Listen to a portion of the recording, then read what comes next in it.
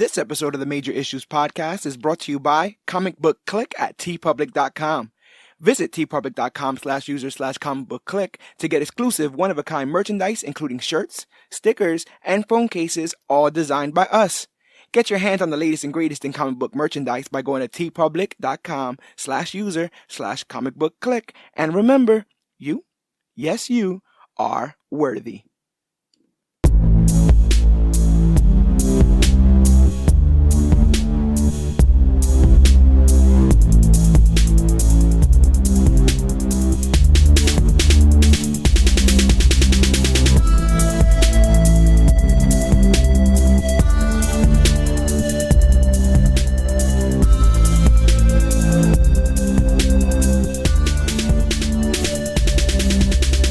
Hello everybody out there in comic book land. My name is George Serrano, aka The Don, and if you're listening to this, you could only be here for one reason.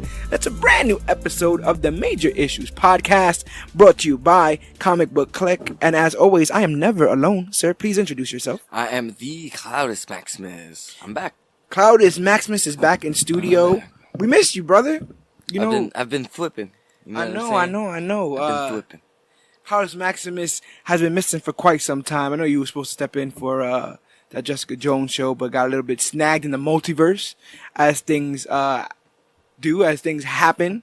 But something tells me you may not be telling 100% the truth, or maybe it's just how paranoid I've been since watching 2019 Spider-Man Far From Home, where absolutely is nothing as it seems. But man, that's what we're here to talk about in full spoiler details. But as we always do with our movie reviews or television reviews, we start off with a little bit of spoiler-free talk to those who haven't seen it yet. I actually put on our Facebook page, I think on Friday or Saturday, how many people have yet to see Far From Home, and it was actually more people hadn't seen it yet to people who had seen it. I'm guessing majority of our listeners have probably seen it over the weekend. But does that surprise you at all? No, not really. No? No. Only because I'm by default for me, Spidey's the man. So yeah, it's alright. I think that a lot of people were kind of wondering what this movie was gonna be. It had to follow Endgame. Endgame also had no post-credit scenes, so it gave us no breadcrumbs to the rest of this universe. This one definitely did, but we'll talk about that in the spoiler-filled talk. But spoiler-free, to those still sitting on the couch, to those looking through Fandango and wondering what movie they should see, why should they see Spider-Man Homecoming, or should they even see, Far From Home, or should they even see Spider-Man Far From Home? I think they should, because nothing is what it seems. Because nothing's what it seems? Nothing is what it seems. I like the film. If we're keeping things spoiler free, I always feel like I'm looking for a little bit more though in all these movies, and I'm starting to feel bad. Yeah, I'm legit starting to feel bad because don't be spoiled now. I'm not trying to be spoiled at all either. You know, my main problem with this film is not actually the movie. It was the marketing for it, and I'll talk about that in the spoiler filled. I wonder, to those that are initiated, I'm pretty sure you already know if this movie were to contain a twist, what that twist would be. And I wonder if you weren't privy to that, if you had no idea that was even on the table, right, how you viewed everything. Because to me, I was just kind of waiting for that to happen, and I feel like that happens maybe at the halfway point of the film, and when you're watching half of a movie going, all right, get to the part where the things turn on its head. I ended up, I guess, maybe not digging the entirety of it as much, but I do think that the second half of this film takes off in a way that's like, almost, I don't say this to slight it, but it's almost like it's two different films. Like it starts off as one film where no matter what happens, it's really trying to be that, and then halfway through, it just becomes something else. I found myself multiple times being absolutely impressed by the special effects. Yeah, hell yeah, man. I came out wishing I kind of had seen it in 3D. Because, Yes. some movies, aren't really worth it for 3D. But I came out, I was like, yeah, I should have. You want to hear a confession? It was pretty cool. I have a confession. Mm-hmm. I had a thought. I've seen this movie twice, in theaters and then in my other ways that I see them, to do the homework for this podcast. Mm-hmm. And I had this thought cross my mind, and I'm confident enough to say it. Jake Gyllenhaal is a handsome man. He's an incredibly well put together man. I don't understand why he has not been a lead in one of these superhero movies yet. And he's been somebody that has his name thrown around for Spider-Man before, for Spider-Man 2, when Maguire's back had went all kaput, and he was also they were talking about him for Batman. When Batman first was like, "Oh, Affleck is out, somebody else is going to be in." Remember, Jake Gyllenhaal's name was thrown around, and I remember thinking, "Wow, Maggie Gyllenhaal was Rachel," and so like they keep it in the family, but. Amazing work, has not touched a comic book property yet to my knowledge, and is able to really, really, act his ass off, is all I have to say about that. Tom Holland is incredibly comfortable in this role. Yeah, you can already see he's, you know what I'm saying? Yeah, now when I look at videos, it's almost like he's faking being British. He's a New Yorker, but he's faking being British. He's definitely sunk in as Spider-Man, man. Yes. You can tell. But what else you thinking about spoiler free, or should we just bust this open? I think we should just bust this open. Does this have your full recommendation? Let's go whipping around. Oh, definitely. Okay. Well, it definitely has my full recommendation. This might be the shortest spoiler free talk we've ever done, but it's because there isn't much to talk about this movie without spoiling it. A lot of this film is what's in it, and it's the twists and turns and the things that we weren't 100% privy to prior to watching this film. So we're going to try to do our best and cut this spoiler free talk right here so that if you haven't seen the film, realize we both recommend it. And no, we don't recommend every film. Go back and listen to our Dark Phoenix review. Go back and listen to our Hellboy review. It's been a hell of a year for comic book movies in general. So it's going to take extreme effort to have anybody impressed in the work that's being put out there. And MCU, man, Kevin Feige. Another one. Yeah, it's another great one in the entire scope of things. And that'll be it for that. So you guys who haven't seen the film, I'm hoping you guys stop it right here. Go watch that film and then come back. You put it on pause. It'll be like we never left. And those who have seen the film, go ahead. Sit right down because we are going to chop it up, all things Far From Home. Man, I'm going to go ahead and get right to it. Maximus, rumor has it you believe this is the best Spider-Man movie of all time. I want to say live action. Best live action Spider-Man movie of all time? I love Into the Spider-Verse. Yes. Like, hard. Like, I got it on my phone and stuff like that, too. So yeah. I carry it with it. My personal favorite Spider-Man movie, because I sat thinking about it after a while. I have absolutely nothing against Tom Holland. Right. Last week when me and GT were talking about Homecoming, my only criticism is not even a criticism of anything other than life, in the sense that I feel like he's my little brother as opposed to somebody that I aspired to be when I was younger, because he was always older when I was younger. So now I'm older, so I don't really aspire to be Spider-Man because he's, now I'm looking at Cap, I'm looking at Batman, I'm looking at, but Spider-Man has always meant to be a child. It's always meant to be a kid, not a child, a teenager that is in over his own head, and only through the urge to constantly do the right thing is he able to become the hero Spider-Man. But live action, has this solidified Tom Holland as your Spider-Man? I think so, man. Like faux show. We've already gotten him a couple appearances already, so we got 2 solo movies under his belt. Right. I mean, I'm not really thinking about the third one. I mean, when you look at the grand scheme of things, it is two solo appearances, but it's also 5 appearances total. Mm-hmm, exactly. You got him in Civil War, Endgame, and he's been around for a little while, and to have 2 movies. Yeah, Civil War, Endgame, and Infinity War. a big part of Infinity War. You know, ups and downs, and in general, man. Like, how have you been? I know you're a huge Spider-Man fan. How have you been feeling about Spider-Man in general this year? I got my hands on Spider-Man for PS4 for a little bit. I played it. I know I'm mostly on the Xbox scheme of things, but Nice. I had to try out that stealth suit. I had to try out the new black and white with the white spider on the back. Those DLC costumes. The mechanics are a bit Batman Arkham-esque. Right. But I dig it. I definitely like it. Pretty damn cool, right? And I like the movie version, like the movies that it gets into. It gets you into the world of Spider-Man, and you're playing in the world as opposed to just watching the world play out, which was really cool. But I do think in creating that game, they created a version of Spider-Man. Like that's somebody's Spider-Man. Spider-Man PS4 is somebody's Spider-Man. How'd you feel about that game? I guess real quick about that portrayal of the character. I got the pre-order. Yeah, you did.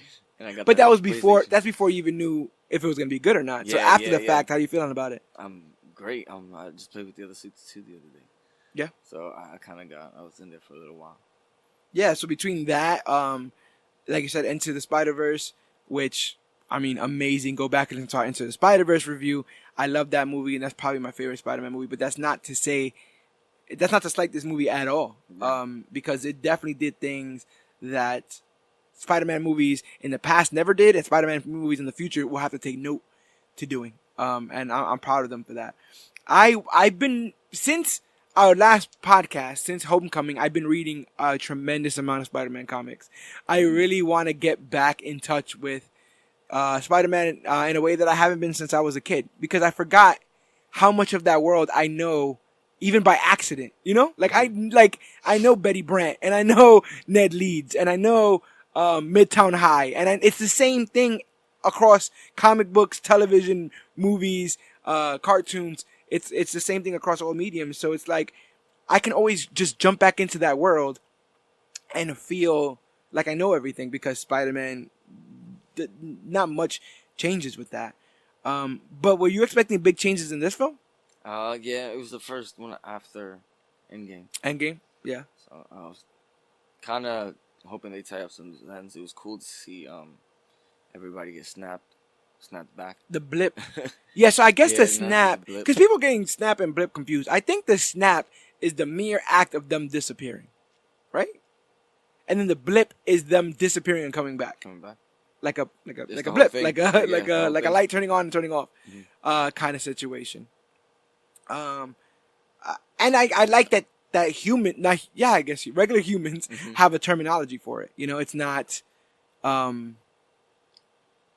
It's not just like one person said the snap, so everybody's saying the snap. It would make sense that it would be different things across all mediums and stuff like that. Tom Holland. Let's talk a little bit about Tom Holland. My man. Like you said, his 5th appearance as Spider-Man. No Tony Stark really to lean on. No. Really ramping things up with MJ. Really ramping things up with the action. I think this probably has the most fast-paced Spider-Man action of any film that he's in, to be honest. Yes, I believe it does have lots of whipping. Yes. But what was it about Tom Holland's performance in this film that solidified him as one of the best Spider-Man, in your opinion? He's young, dude, and we've already seen him 5 times. Yeah. You know what I mean? So you think it's a familiarity? Just being around him? Being around him, and it's just even if they want to come out with more future movies, they still got a long way to go if they like. You know what I mean? Yeah. So we get to be on that journey with him. And don't get me wrong, like I grew up on the first 2 original movies, the trilogy. The Tobies? Yeah, the Tobies and the Garfield. Yeah. I liked the Toby, the Toby trilogy. Yeah, that's another weird thing that's been happening lately. For Garfield though, I started liking him towards Spider-Man too, and I kind of felt bad when. But you've noticed that that's been happening a lot lately, right? Where like this war of like who was the best Spider-Man of all time, and you can have your preference, but I don't think anyone was out and out terrible. Yeah. I don't think anyone was terrible. I think it becomes your preference. I think the Garfield joint redeemed himself after the first one. I really like Andrew Garfield. I understand there's this whole thing of like, the main criticism against him, right, is that he's too attractive as Peter Parker, right? That's the main thing. Like, he's too cool, he's too attractive, which is a weird criticism in its own right, but whatever. I'll give it to you. My thing is, Peter gets older. He lives the rest of his life. He doesn't always stay a sweater vest, glasses Peter. That's why I'm glad we got Tom Holland, which is 16 in the MCU, dude. Yeah. So, come on. Yeah. We can get there, man. Yeah. Yeah. And that's another thing we spoke about on this podcast last week, was this idea that I'm used to my Spider-Man being there already. Right.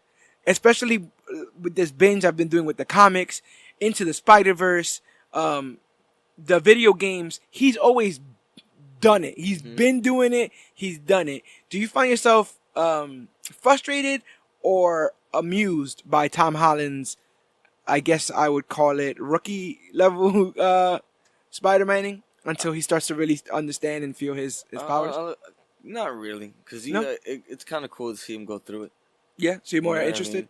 Yeah, so I believe he's also been getting the hang of stuff throughout seeing him 5 times a little bit, you know what I mean? So a little bit more he's been having, but I think he's completely on it for the second one, man. Before we get into the full recap, is there any moments that stand out to you where you were like, yeah, that's my guy? A lot of the spider senses, man.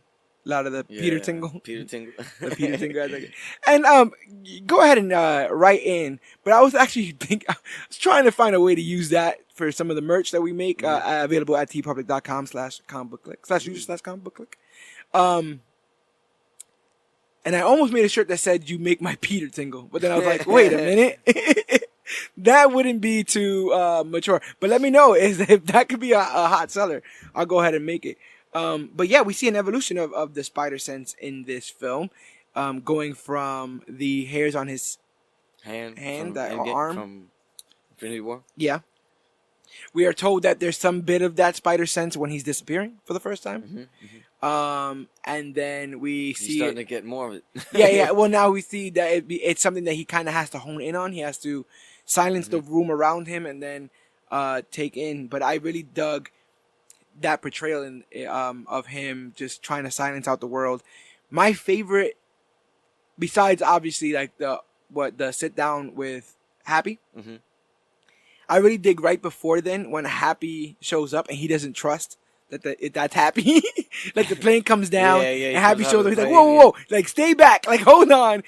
It just really showed that he is a child. Like he's just been through enough, and there's not enough people to take the weight of what's going on from him.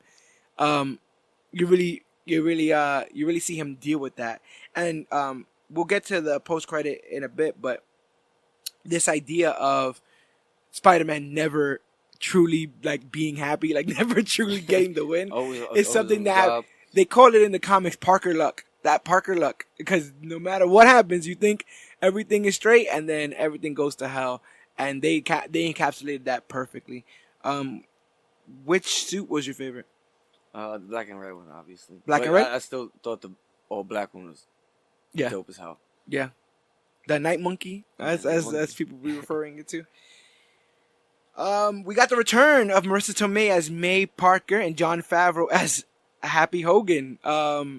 How do you feel about those returning characters? How do you feel about their seemingly relationship? Or how do you feel about May kind of being like, it was a fling? Kind of I'm like, all right, I'm okay with May, being out there in the world. Being out there living her life? I was happy. I guess I was happy to see Happy. Do we have a times table on Ben? Ben Parker? Not really. No.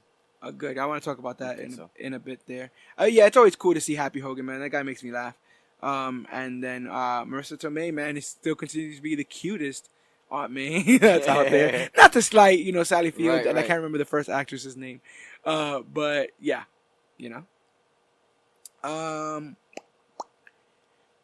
we got to talk about her, man. Zendaya as MJ. We can't call her Mary Jane, but as MJ.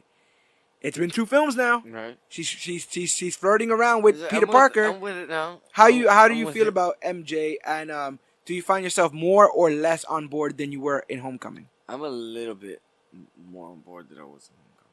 You're a little bit more on board? I kind of wanted to see more, and they gave her more. They gave her more to do. Yeah. Yeah. Which is cool. So I'm kind of on it, man. Yeah.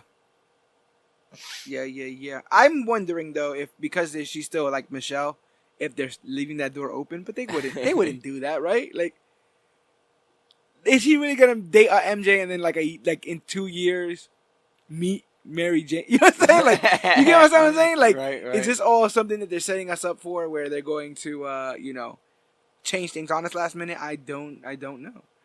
I'm happy that Jacob Batalon as Ned Leeds returns. Every time now, because it's been shown to me him bald. Every time I look at him now, I realize it's a wig, and it's like, too. wow, that's a very it's a very obvious wig, but it's a nice looking wig.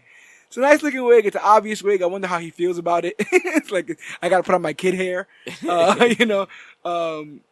But yeah, he did good. There's less of him in this, I feel. Yeah, there than there was in the first one. Mm-hmm. How do you feel about the reduced role of Ned Leeds in this? I'm alright with it. I mean, it was kind of like that across the board. I think this movie is more Spider-Man more than anything. Yes. So. And I've talked at great lengths about different media properties and arguing over like, why isn't the main person in the title in this thing more? Like, it doesn't make any sense. Why do I know so much about everybody else? I don't know anything about the person in the movie. And that wasn't at fault here. Spider-Man is front and center. On board or no, Tony Revolori as Flash Thompson. Yeah. I mean, he gets heat from me. So there was a kind of couple moments in the movie where he kind of got his, I guess. Yeah, he definitely wasn't the I was like, yeah. He definitely didn't get much in the way of like over on Peter Parker. Yeah. He got knocked out by Peter Parker. His mom didn't show up to pick him up. There's a lot going on there. He actually confesses that he does social media because it's the only time he feels like people care about him. Like deep things. We're far from Penis Parker, but not that far. You know. My main thing is I was really looking forward to him being Agent Venom. You know, like the other Venom. The legless Venom. Because for those who don't know, Flash Thompson is always Peter Parker's bully, but always a diehard Spider-Man fan. Eventually, he goes to war, loses both his legs, and the government comes up to him with the Venom symbiote on some like, we'll give you this, but when you are all together with your legs, you work for us. And he becomes Agent Venom, who works for the Guardians of the Galaxy at one point. The whole thing. He has as many stories almost as Eddie Brock, and so to think that, I don't know if this Flash Thompson is going to do that though. But I guess if we have Eddie somewhere, right? Somewhere out there. I guess if Hardy's out there somewhere, we could be working on that soon. So who knows? I really dug JB Smoove as Julius Dell and Martin Starr as Roger Harrington. Martin Starr goes into this story about his science. No, but when Martin Starr and Peter are on the plane, and he goes into the story about, my wife tried to pretend that she got blipped or whatever. We had a funeral. He's like, we had a funeral and everything. Well, the funeral was real, but oh my God, it just had me dying. Like all of that. Are you guys okay? Good, because I'm not trained to like counsel you guys if you're not. All of that stuff I thought was really funny. I'm usually annoyed by side characters, especially if they're not adding to the plot. But I thought this was good in here too. No, the best JB Smoove performance or line is when he's talking to the kid about taking pictures in the bathroom. He's like, listen, let me talk to you real quick. Listen, can't be doing that, right? It just sounded like every teacher you've ever heard everywhere tell you that you're not supposed to be doing something. Really funny stuff. Sam Jackson is back as Nick Fury, and Kobe Smothers back as Maria Hill. We'll definitely talk about them more. But I need to hear you now gush a little bit about Jake Gyllenhaal as Quentin Beck, aka Mysterio. What do you think about Mysterio? This is our 7th Spidey villain, I think. Maybe 8th, maybe 9th, because some of these films throw in about 8 of them. Right. But it's definitely our first Mysterio. So in the grand scheme of things, how do you feel about Mysterio was Quentin Beck? Awesome, bro. Yeah, man. Way better than I thought it was going to be. True. Down to the illusions, the ruse with him tricking Peter and everything. And that's what I was talking about. If you follow anything Spider-Man, is he in the PS4 game?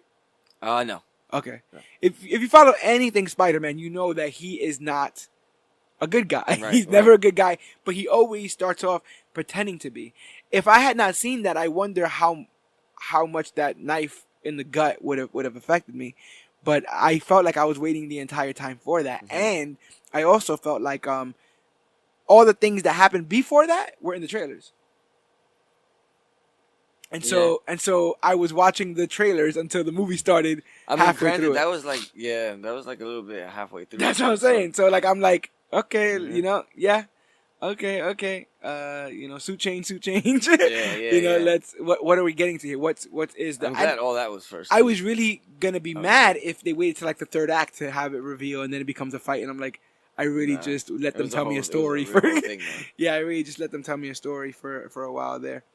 And we will hold off on the post credits until we get there. Yes. So now we'll start our full recap, where we'll be pausing in between to talk about some nitty gritty, and feel free to chime in whenever you get the inkling, Mr. Claudius Maximus. So, Spider-Man: Far From Home coming out in 2019, directed by John Watts, with a budget of $160 million, which that's kind of moderately low compared to a lot of these other blockbusters. Grossing $580 million now, which is a week from when it came out. So half $500 million 1 week in a week. But Spider-Man's always been a moneymaker. The film opens up with a cold open of in Texas. We see Nick Fury and Maria Hill investigate an unnatural storm that has a face.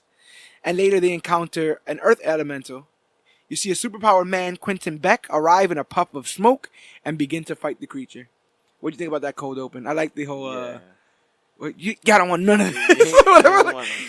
Yeah, it's just something that no one regularly says. You say that because it's in the script. You say that because I was glad that was also from the trailer too. And I dig that green smoke effect. So that was pretty damn cool. How do you feel about the fact that cold open is one of the pieces of extra footage shown in Avengers Endgame? Yeah. Is that worth another ticket purchase? I mean, the movie alone is worth another ticket purchase. Yeah. I mean, granted, everything we were going to see was new anyway, so I didn't know I was going to actually see that.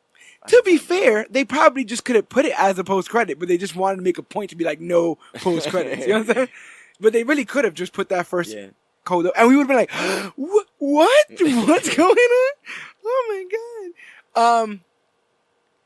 I guess I have to ask you this without getting... I mean, we're in the spoiler-free, but is this actually Nick and Maria at this point? I mean, at least, no. No, right? He's like, no. At least I don't want to say, I was going to say, I mean, you might think so, but nah. Prior to this, this movie, which takes place about 8 months from the events of Endgame, as we find out in a beautiful montage, the last time Nick Fury saw Peter Parker was at Tony Stark's funeral.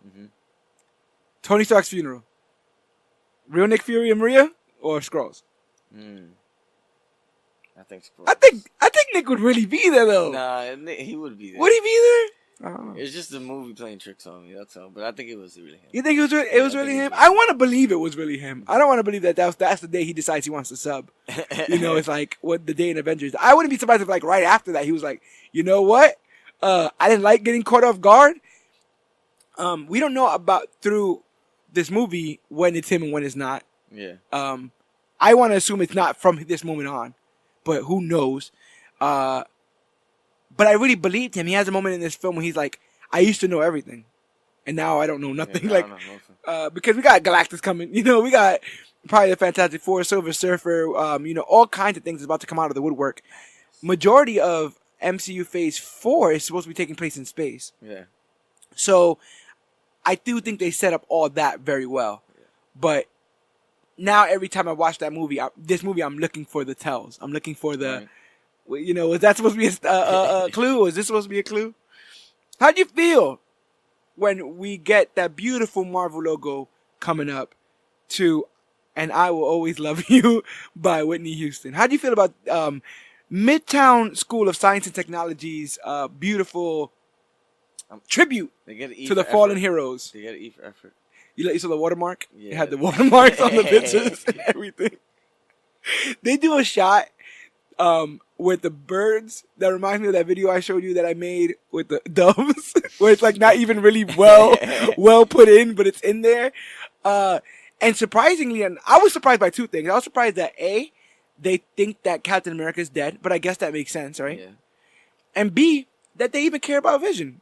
Like they knew Vision was gone, and they cared about Vision. I was like, oh wow, because seemingly no one's talked about Vision. In Endgame, Wanda says a quick line to Cliff about like, I hope our dead friends are happy, but no one's really talking about Vision. So it was really cool to see.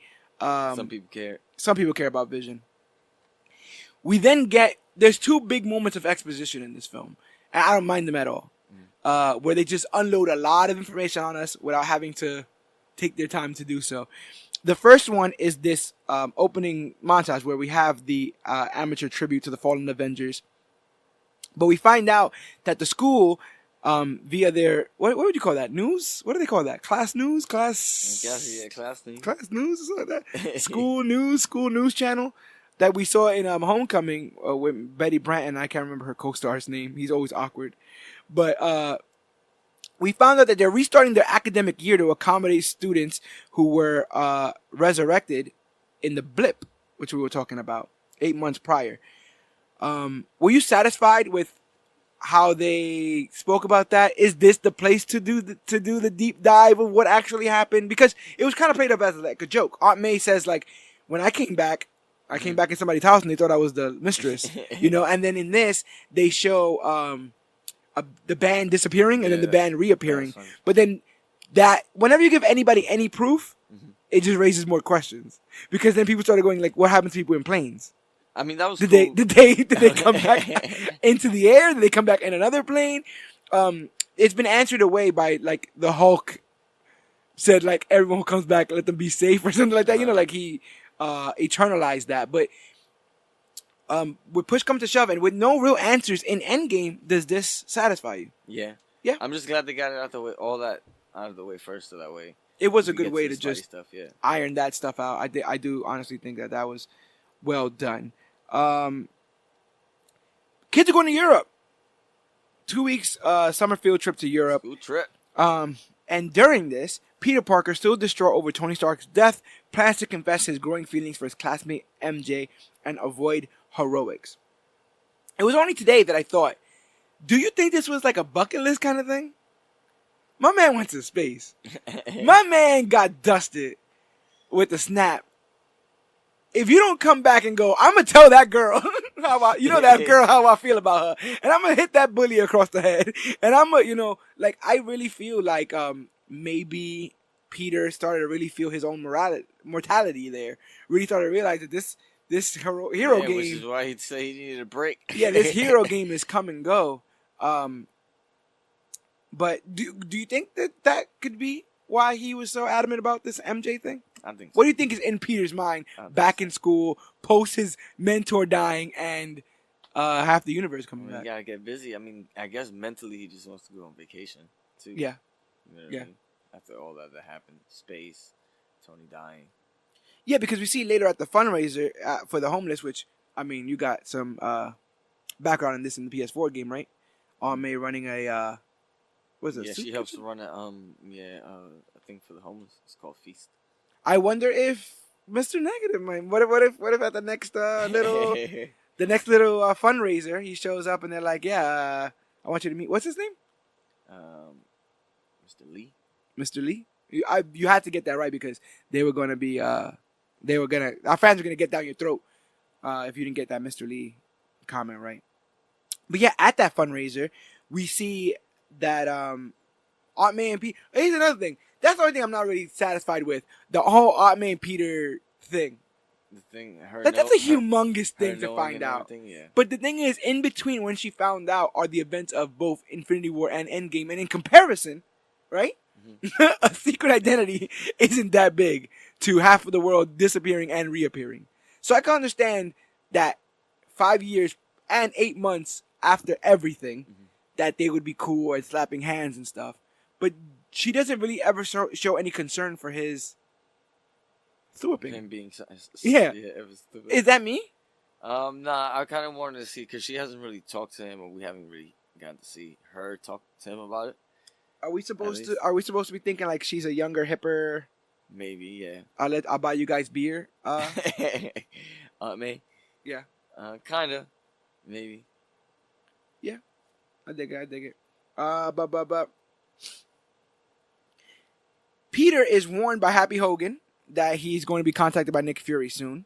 But Peter chooses to ghost Nick Fury, something you're not supposed to do. Voicemail. And Peter leaves after being overwhelmed by questions about Stark. Later, he packs his suitcase, leaving his suit behind on purpose, hoping to leave the Spider-Man persona behind. There's a telling moment where you see him being like hounded by a bunch of reporters, and they're like, "What are you gonna do if the aliens come back?" And it's like, you can see that he has no answer to that, and that people are looking to him for that answer. Tony would have said something cool and quick and put his, gave the peace sign and walked off. Yeah, but he started to bug out once they asked him. We really saw that lack of composure, and it's because of what you said. He's still a kid.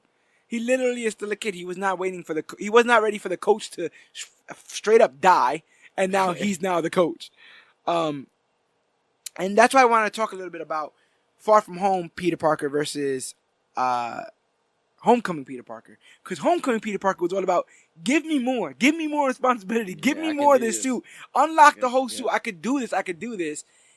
And now we have Peter like, you do this, please. Somebody else, can somebody do this for a week? Anybody, do this, hold this down for 2 weeks. I'm just going to go for 2. And even, we get to a point in this film where he is face to face with Nick Fury. And he's like, not for nothing, but I don't want to do this. Mm-hmm.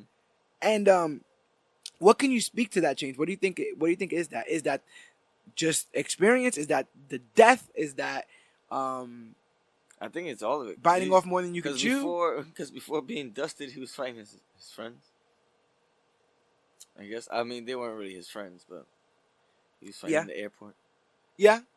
And it's also way different of like, it's different when you're fighting alongside people, because in that airport fight, he had Tony Stark to look towards at all times. Yeah. If he had to go into his earpiece and be like, what should I do now, Mr. Stark? He actually did say that, and he said, web him up or whatever. But here he's on his own, and we definitely see that. Yeah. It's made very clear that he's on his own, which I think is interesting. But it goes to show you, like, is that not life? Like, I don't know if they meant to do it that way, but that's life. As when we're young, we want it all, right? I can't wait till I turn 20. I can't wait till I turn 25. I'm 30 years old, Claudius Maximus. And I'm trying to turn back the hands of time at this point. Because with every good thing that you get, with great power, all the great power that I have the power to stay up past my bedtime. I have the power to stay up until an hour before work.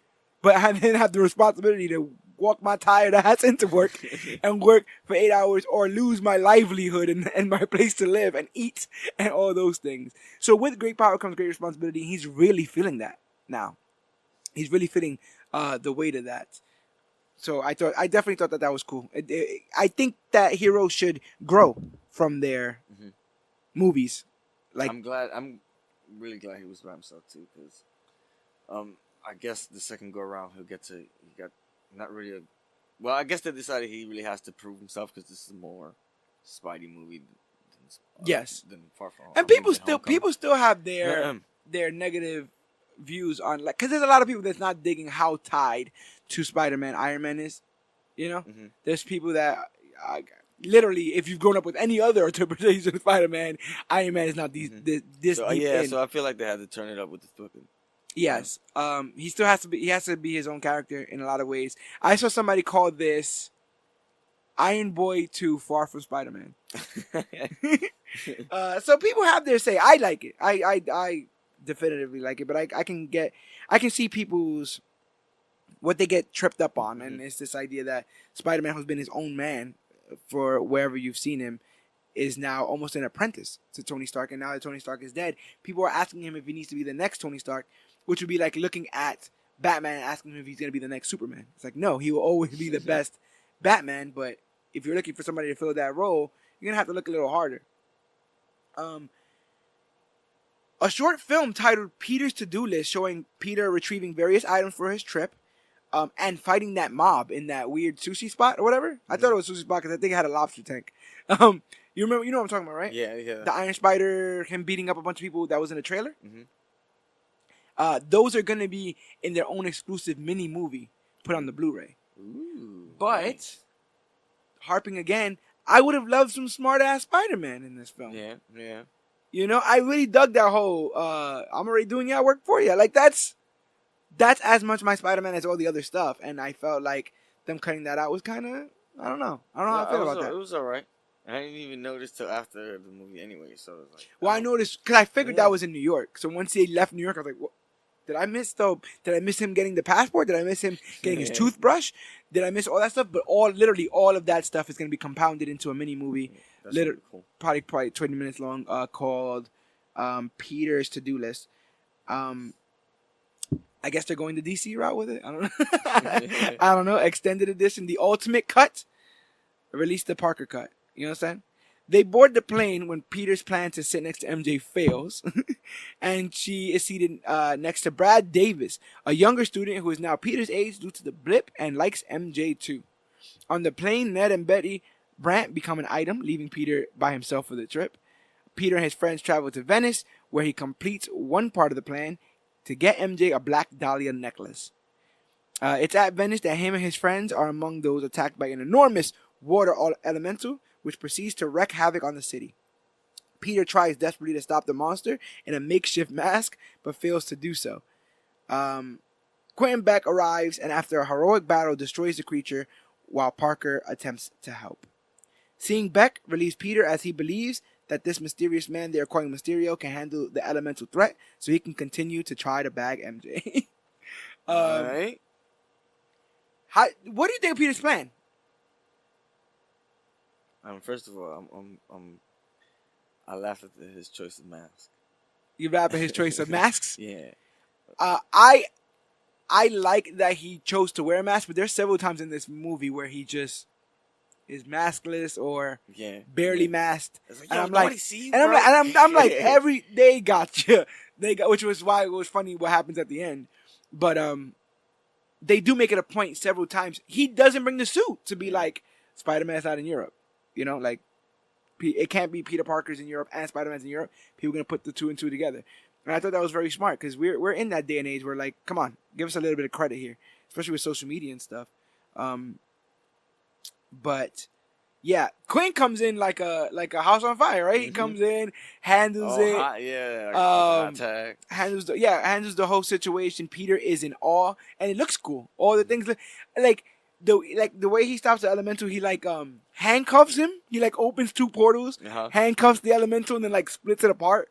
Like this cool thing that doesn't really make much sense. And then I think it's the fire one where he leaves the little green like fireflies, where he combusts, like the magic combusts, and it leaves like these little bright fireflies that make him look all cool. Like just everything just looks really really cool when it comes to Mysterio. So I totally dug that.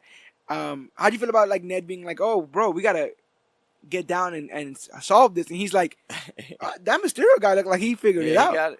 He got it, hold it down. I'm on vacation. Is that more of that just let me be a kid stuff? Yeah, I think because he was relieved. He was like, oh, somebody else got it. The hot tag, like you said, they tagged me in. I'm gonna do anything. Yeah, that's basically what it is. But yeah. Then we get some hilarity because Ned gets tranked. We see him ghosting Nick Fury. For ghosting Nick Fury. Stop ghosting Nick Fury, B. Nick Fury happens to be... Are you ready? Mm-hmm. Furious. Nick Fury happens to be furious at Spider-Man for not returning his calls. To avoid being seen, he tells Peter to suit up. And Fury explains that Stark left Peter something after his death. Before getting there, I thought it was really, really funny how people kept knocking on the door. Right. You see Nick like literally use his one eye to try to aim his gun at anybody who comes through that door. You seeing how quickly he shot Ned? Everybody was gonna get it. Anybody who came through was gonna get it. I fully believe that. And I dug that. I dug that there. Is it me or was Fury a bit short with Peter this entire movie? And does that speak more to the post-credit than anything else? I want to say it was tough love, but Okay. not really. Kind of in a way. Second time viewing this, I definitely got Ultimate Spider-Man vibes, where Nick Fury's the principal. Like, Nick Fury's in all Spider-Man stuff. He knows everything he's doing. He's the one who briefs him. And I wonder if that was it. Like, if that was what they were trying to invoke. I wanted Nick to do the Mike line from Breaking Bad, where he tells Jesse, look, you're not the guy. I had a guy. You know? That guy died. So now I need a guy, and I guess you're the guy, but realize you're not the guy. You know what I'm saying? And I wanted Nick to be like, listen, you know, because he says at one point, Spider-Man's like, why not anyone else? And he's like, you know, everybody else is busy. It's funny now when you think back that he says Captain Marvel, he goes, don't you invoke that name. Which, I mean, maybe Talos has some bad blood, or who knows what's going on with that there. But he left him a gift, Maximus. He left him a damn gift. Nick then gives Peter Tony Stark's glasses, which were not only meant for his successor, a.k.a. the next Iron Man, but the glasses are equipped with an artificial intelligence, Edith, which has access to all databases of Stark Industries and commands a large orbital weapon supply. Peter puts the glasses away as Fury introduces him to the man he's been working with recently, the man who saved Venice, Quentin Beck. So it's revealed that not only has this mystery man been on the side of good, but he's literally on the side of Fury. Like, they get introduced, and Peter kind of fanboys a little bit. Yeah. Peter's like, oh, wow, Mysterio. He's like, what? He's like, oh, no, that's what they're calling you. They're calling you Mysterio. I dig, like, especially now that we know it's all fake, there's no need for LEDs in the cape. Like, he has LEDs in the cape. Like, that suit is intricate as hell. Very, like, the finer really, details, man. Those, but you know, I was only looking for one thing: the eyes in the I don't even know what you call that. What holds the cape together? He always has eyes there. The same way, you have the big Doctor Doom circles. I was looking for those eyes, and those eyes are there. Completely dug it with that. Beck claims that 4 elementals, fire, earth, water, and wind, killed his family, and that he hails from a different reality, one among many in the multiverse. He mentions destroying all the elementals but the fire one, which is the one that destroyed his homeworld, and that seems to be the one that's on its way to Prague to destroy Earth. It's coming. He devises a plan to ensure Earth doesn't fall to a similar fate, but Peter rejects this hero's call to action, telling Fury he'd much rather join his classmates on the trip. Fury sarcastically lets him go, but secretly redirects the Skrull's trip to Prague, where the fire elemental is projected to strike. Yeah, man. They really rope my man's in here. That's the story, and I'm sticking to it. From this moment on, Peter exhibits a level of desperation that I really liked. Of like, just leave me alone. Like, just, you know what I'm saying? Like, just leave me alone. I understand that I asked for all this. I know what I said. I know how I feel. I know who I am, but leave me the hell alone. And I started to really feel for him. There's a moment where you have him there with Mysterio later on when they're at the bar, and he's like, I just want to, you know, he's like, I just want to go tell the girl that I like her, or the girl, you know, that I'm digging, that I like her. And I really felt for him in that moment. Like you said, in many ways, we're being reminded that he is a kid. We're being reminded that he is still underage, even though he can save the world, even though, what, bitch, you've been to space, even with all that, he still has regular human hopes and dreams and regular human wants. Like, I just want to sit next to the girl that I like. You remember that?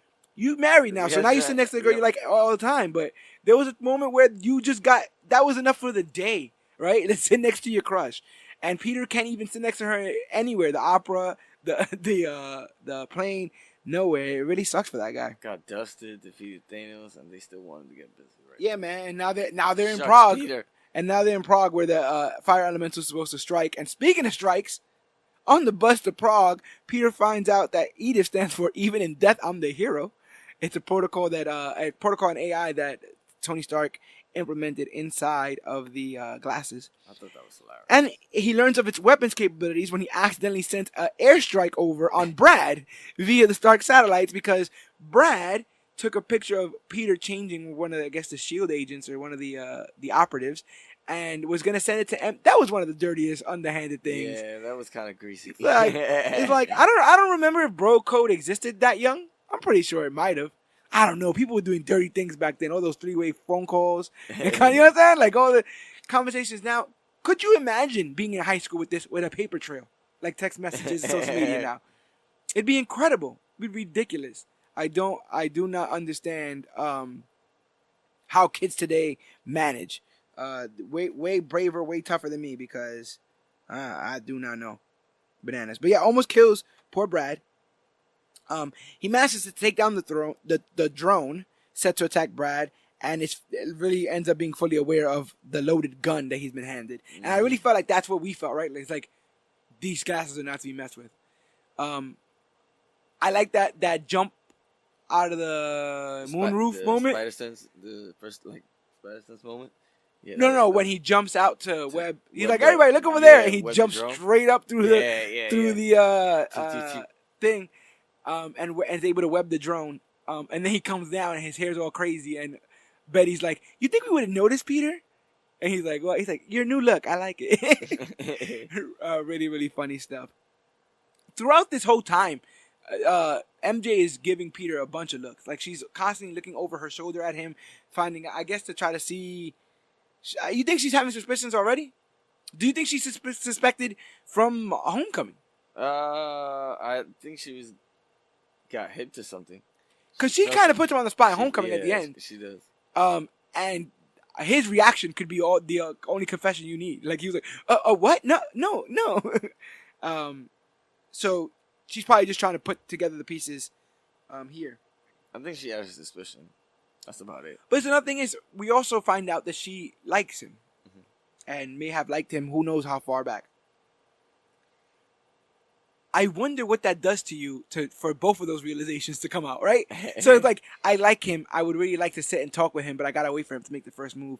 Oh my God, I think he's Spider-Man. Yeah. And by the way, he might be Spider-Man. I think that's really, really big. Peter begs Fury to ensure that his friends are safe, and Nick makes the kids go to the opera instead of the local carnival. MJ tries to flirt with a distracted Peter, whose mind is on the threat at hand, and Peter walks out to go deal with it. The fire elemental arrives, but Beck, with Parker's help, as the Night Monkey, now in his full new all-black shield attire, so that no one would know that he's Spider-Man. Because he did bring his red and blues with him. I know they make several points to say that he has no suits with him, though. Because he wears the red and blue to go see Nick Fury. Mm-hmm. But then again, he's explicitly not trying to wear anything that shows that it's Spider-Man. So he looks just like a regular SHIELD operative in this, or any kind of like secret agent kind of guy in this suit. Stealthy. I can't even say that. Stealth. I was going to try it. I could barely say stealthy, and you want to say stealthy thwip. Yeah. But they're able to destroy the fire elemental before it attacks Betty and Ned in a Ferris wheel. Oh, I did the Wonder Wheel. Coney Island. Yeah? Yeah, man. I was in one of the ones that's like move. There's like, they have an outer ring where everything stays stationary. Mm-hmm. And then they have an inner ring where, according to when you move, the momentum will make you swing around and stuff like that. I had to do it, man. 4th of July, and Homecoming was right there off the coast of Coney Island, remember? Off those lights. And so I was thinking to myself, like, if Ned knew that he didn't want anybody near the carnival, but they choose to go inside the damn Ferris wheel. And everyone goes inside the Ferris wheel, and everyone always gets injured in the Ferris wheel. Stop going in Ferris wheels in comic book movies. Don't go in Ferris wheels. Go on trains in comic book movies. Bad things always happen. But yeah, they're able to put away the fire elemental. How'd you feel about Quentin's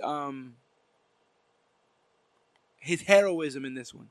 Because I feel like he turned up the heroism way up in this one, where he's like, "I got this," or whatever. I know what I have to do. yeah. What I should have did before. What do you think about? Quentin Beck turning on the heroics for this fight? I like. I mean, the fact that it was something turned up was pretty damn cool. Because when he, I guess, did his sacrifice, I thought that was pretty cool. The explosion of the element. Yeah, I did like the effect of Like I said, him blowing up into a bunch of different pieces. But it doesn't make any sense to me that... Like, at first it didn't make any sense to me. Like, what? Is he going to kill himself? I thought he was going to, like, sacrifice himself. I thought so, too. And I'm also like, this is way too early in the game to be doing all of that stuff. But he's able to defeat the elemental. He has some scrapes and scratches, but he seems to be pretty good. It's in this moment, though, that Fury absolutely reams Parker, right? And you only see Peter's crying eyes. He lifts his like visor, and you could just see this guy is like, that's the most emoting I've ever seen somebody do with just their eyes. His eyes are bloodshot. You could tell he's emotional, and Peter's like, "What the hell are you doing? Like, what you ain't built for none of this." And it really made me feel kind of like shitty for old Pete. Yeah, I feel bad for Pete because he doesn't want to be in it, but he was trying. Yeah, and he's willing to on vacation, so he's willing to sacrifice his standing in school and his standing with this girl, even if he's not 100% wanting to do it. He's still trying, and I don't know. I felt like Peter's older brother, and then we're like, yo, you need to chill out. All right, he just came back from space. We just got blipped back. We just got blipped, B. We just got blipped. Man. Anyway, Nick still chooses to invite Peter and Beck to meet him and Maria Hill in Berlin to discuss the formation of a new superhero team. Later at a bar, after a heart-to-heart, Peter considers Beck worthy of being Stark's successor and bequeaths him the Edith glasses. Unbeknownst to Peter, Beck is revealed to be a former holographic illusions specialist at Stark Industries, who was fired for his unstable nature, now leading a team of disgruntled ex-Stark employees and using advanced projector drones to simulate the Elemental's attack via the Barf tech seen in Civil War. I thought that was clever as hell. Let's talk about this reveal, B. Because first of all, we heard a lot about this Barf technology showing back up again, and everyone theorized it would be in Endgame, right? Everyone was saying like they were going to use like the quantum and the Barf to do some kind of weird cocktail of time travel and augmented reality or something. But a lot of this is simply on the face of them calling it Barf. Like he called it Barf and kind of pushed it to the side. We see Tony. In case none of this is ringing a bell, Barf is a technology Tony Stark used to show the last moments of him and his parents in Civil War. He said he spent like a cool couple mil, remember, on like something that just has to, like to get the skeletons out of his closet, and we don't see any real uses of the Barf technology after the fact, and so we find out that instead they're using this Barf technology along with drones. So these drones have weapons on them. The drones then project whatever illusions Mysterio and his team want them to project, and in this instance, they're projecting these elementals, these big Avengers-like threats that are appearing all over the world. So Mysterio's straight up lying. Doesn't have a wife and kids. Doesn't come from an alternate Earth. Doesn't come from an alternate Earth. Is not there for the greater good. Is actually engineering his own mishaps so he can seem like the greater hero. Completely frustrated at the fact that not only was his technical advances completely ignored by Tony Stark, but what is probably their biggest piece of tech, this Edith, technology is being handed down to what they call a kid, right? They call Tony an alcoholic man-child, and Peter Parker just like a prepubescent kid. Like, how dare either one of these people? They're not worthy of the tech that they hold. So we should be those heroes. How you feel about the long con? And how do you feel about the kind of truth in what Mysterio said, which is, see, that didn't take long at all. I appreciate the long con, but I knew it was going to be a swerve. He was going to try to put himself over. Yeah. At first. To get close. At least to get close to something. Do you like he got close to Peter. Do you like Team Mysterio as opposed to just Mysterio? Team Mysterio is cool, but just Mysterio is pretty damn fire, dude. Team Mysterio is cool, especially in the sense of like special effects teams. Yeah. Like it really felt like the group that made. That, you gotta kind of say it all in the same breath. Yeah, because most other places Mysterio is a special effects like guru. Like he knows his special effects ish. I'm just glad like the team also had a couple callbacks. Yes, That's pretty cool. Yeah, because we found out like the guy who got yelled at because Tony Stark built in a cave with scraps. He's there. Jake Gyllenhaal. I have to go back and see Civil War if there was somebody standing in the background in the shadow there with a pad, because it looks to see like Jake Gyllenhaal's in that scene, but they could put it people after the fact. And so these are all people that are completely tired of Tony Stark, are mad, that just the kind of man that he is, and now he's dead. Everything's going to like Pepper or Charity or Peter, and they cannot stand it. So they are choosing to use their technology to make Quentin seem like the next Iron Man, so that he can get all the power, all the responsibility, all the praise, as it was. Yeah, definitely a sinister moment. But again, I wonder what that moment is to somebody who does not know who Mysterio is. How'd you feel about the cheers? Giving cheers to everybody. Hey, cheers to homie who's doing the drones, and cheers to homie who's doing the weapon systems, and let's give a cheers to Tony, yeah, and to Peter Parker, and he's like, sorry kid, it's not like that, right? Yeah. Which, how do you feel? There's several moments in which Beck seems angry at the thought that he might have to kill Peter. Yeah, I guess. I mean, does that mean that he has some kind of? Will. Yeah. You know what I mean? Well, if it's him or Peter, he definitely will. But are we supposed to believe then that Beck maybe doesn't hate Peter? A little bit, and he could also think that he feels like he can kill Spider-Man. Oh, the person. Mm-hmm. Yeah, that's another thing too. Like, had it not been for Fury, Beck would have never knew Peter was Spider-Man. True. Fury's the one that's like, bring him to the dungeon. Take off your mask. Everybody knows who you are. And it's like, well, if you're doing it if you ousting me in front of everybody, I guess I might as well take off my mask now. Yeah. Awesome. So trip's now canceled because of the various attacks around the children, and seeing one last chance to talk to MJ, Peter invites her out for a walk. MJ deduces Parker is Spider-Man or a male escort. And while he tries to deny it, she shows him a piece of debris she retrieved from the carnival battle, which is revealed to be a projector that presents a simulation of the air elemental, leading the two to realize Beck is a fraud. Ooh. I did like them figuring out together, and I did like Peter after the fact just being like, I'm Spider-Man. Yeah. And she had to leave. And she's like, are you lying? Like, what are you? And he picked up the because she had him dead to rights. Yeah. The projector. That's the reason why she pulls out the piece of the projector, because she's like, you're really gonna lie to me to my face, my man? It's like, I told you about Washington, and you're saying gonna say, oh no, it wasn't that. And then I told you today about Venice, and no, it wasn't that. And the same thing with Prague, and no, it wasn't that. Then what's this? And then they drop it, and it's a projector. I thought that was pretty cool.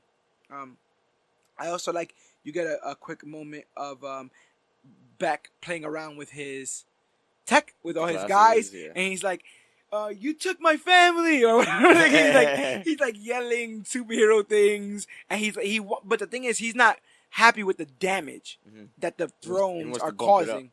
He wants to bring it up. He wants this to be an Avengers level threat, very much like Syndrome, right? Mm-hmm. Like I want this to be a big showcase of how good I can be, and how much these people are gonna need me. His main thing is, no one listens anymore unless you have a cape and can shoot lasers out of your hands.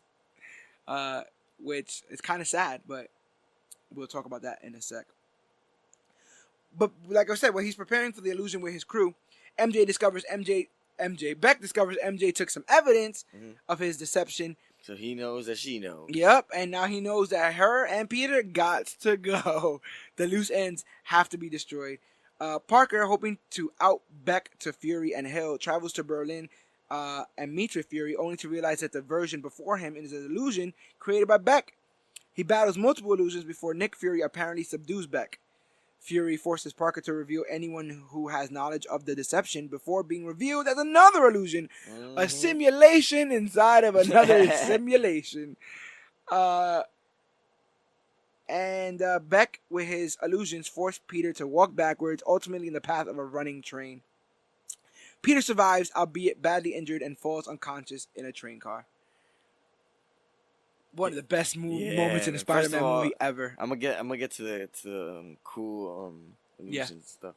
But Peter getting smacked by that train, man. It was a lot. You know what actually had me? When Peter fell out the window the first time.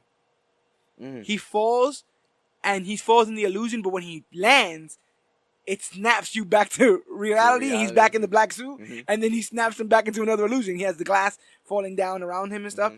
Or at one point, there's something that he goes to grab, and when he pulls it down, it's a crane. It's not like he thinks it's something safe, and when he pulls it down, the illusion breaks, and it's a crane. It was pretty trippy, man. And I was like, what is going on? I like the Tony Stark grave. Yeah, let's talk about some of those things in that illusion, man. Tony Stark grave. Tony Stark grave, the decayed Iron Man suit. I like the zombie Iron Man going to the spiders in the skull, going to the spider eyes, going to the multiple Mysterios. But what takes the cake for me is Snow Globe Spidey inside the Mysterio helmet with the Statue of Liberty and the Empire State Building populating around him and sand. I thought that was really, really good. I almost thought it was going to be a Ben Parker grave thing, and I was like, yeah, I can't be doing that. Right. What's going on with that there? Teasing MJ falling off the bridge almost like that was crazy, like Gwen Stacy. I didn't even know if she was really there, to be honest. When they did that moment, I'm like, is she there? It was pretty crazy, bro. I remember that being pretty damn crazy. We see him go from the black suit to the red and blue suit to the sweats. He gets humbled. The mock suit, yeah. Yeah, he gets humbled and put on the sweats. But man, this is everything you want in Mysterio. It's everything you want in special effects. Really plays with your mind. And really shows how much we rely on our eyes, which is weird because we're supposed to. Seeing is believing. But like I said again, not everything is what it seems in this film. And that's one of the biggest things about that I think they're trying to portray. And right when Nick Fury shoots Beck, I knew it was another illusion, because Nick Fury was like, "Who else did you tell?" And I'm like, "Yeah, that's what you say before you kill somebody." Any movie, if you're ever in a situation where somebody's like, "Oh, so you know something, that could get me in trouble. Who else did you tell?" They're trying to get rid of you. They're trying to close loose. Don't trust it, man. Run out. Nothing is what it seems. Run out and run out now. Anything else to say about Mysterio Vision? Mysterio Vision was a trip. Mysterio Vision was super trippy, man. Definitely. And not only that, later on they go to great lengths to show that majority of the time Quentin's not even in the suit. Yeah. He's in a mocap suit with like this dome over his head, which is funny to me because it almost makes me question, like, were there people who saw him on set and were like, "Oh, I can't wait for how the Mysterio costume looks." You know, like, this obviously can't be it, but I'm going to wait for how the Mysterio costume. And then that is the movie magic, right? That's the movie magic that we deal with in all these movies. So to see him just be a guy in mocap, we've seen how silly James Spader looked playing Ultron in mocap with he had to hold like a stick over his head to show how tall he really was, and then Thanos. And so stuff like that, yeah. I thought it was really cool that they just brought things all the way around. Like, this is a movie with a bunch of special effects, and sometimes guys are in mocap. So they go to great lengths to show that he's not in the suit, which I think that also means that they go to great lengths to show that he's not really capable of much without the suit. Right.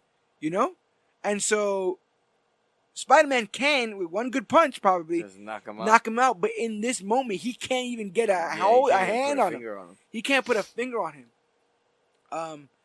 We should also say that earlier on in the film, May tries to test out Peter's spider sense by throwing a banana at him. And hits him in the face. And so she assumes that his spider sense doesn't work, but she and the rest of the other people call it Peter Tingle. It's Peter Tingle. Which I mean, Peter Tingle. Yeah.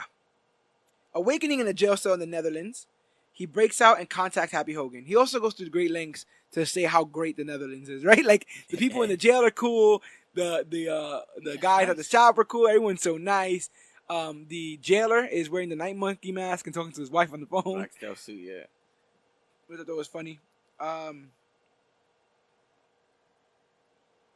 was looking for my drink. Hogan shows up in a jet, and Peter doesn't trust him until he reveals a secret that happened between the two. Do you remember the secret?